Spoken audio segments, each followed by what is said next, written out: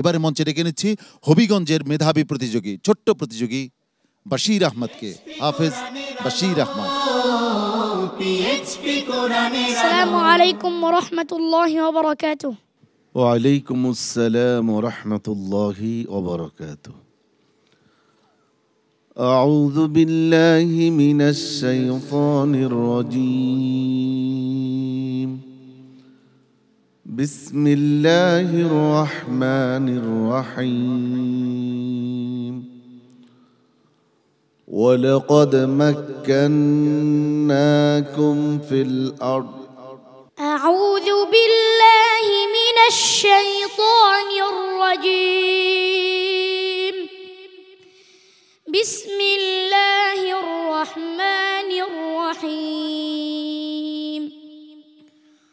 ولقد مكناكم في الأرض وجعلنا لكم فيها معايش قليلا ما تشكرون.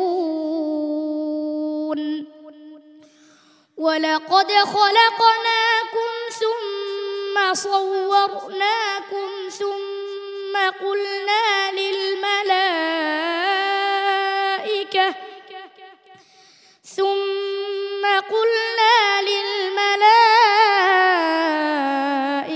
اسجدوا لآدم فسجدوا إلا إبليس لم يكن من الصادقين. আবার বলো বাবা। ولقد خلقناكم ثم صورناكم ثم قلنا للملائكة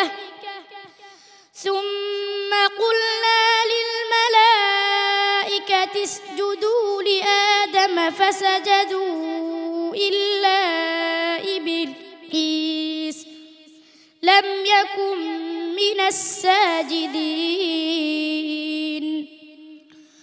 قال ما منعك ألا تسجد إذ أمرتك؟ قال أنا خير منه خلقتني من نار وخلقته من طين. قال فاهبط منها فما يكون لك أن تتكبر فيها فاخرج إنك من الصاغرين. قال أنظرني إلى يوم يبعثون. قال إنك من المنظرين. قال فبما أغويتني لأقعدن لهم صراطك المستقيم ثم لآتينهم من بين أيديهم ومن خلفهم وعن أيمانهم وعن شمائلهم ولا تجد أكثرهم شاكرين. قال اخرج منها مذءوما مدحورا لمن تبعك منهم لأملأن جهنم منكم أجمعين. حسبك.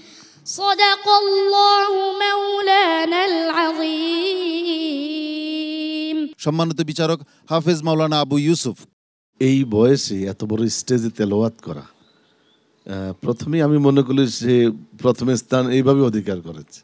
তো আজকে যেটা হলো বশির আহমদ, আমি পার্সোনালি তোমার কাছ থেকে এটা আশা করি নাই, তুমি কেননা তুমি অনেক ভালো একজন হাফিজ। তো যাই হোক, ইনশাল্লাহ মন খারাপ করার কারণ নাই, দেখা যাক কি হয়। হ্যাঁ বশির, আরো ভালো করে পড়তে হবে। হাফেজ কারি জহিরুল ইসলাম। সামান্য একটু সমস্যা হয়েছিল, সে নিজে আবার ঠিক করে নিয়েছে। তো দেখা যাক ইনশাল্লাহ রেজাল্ট কি আসে। হ্যাঁ, এগিয়ে যাও। মোহতারাম ফখরুল হুদা। বশির আহমদ, মাশাআল্লাহ তুমি সুন্দর তেলাওয়াত করেছো।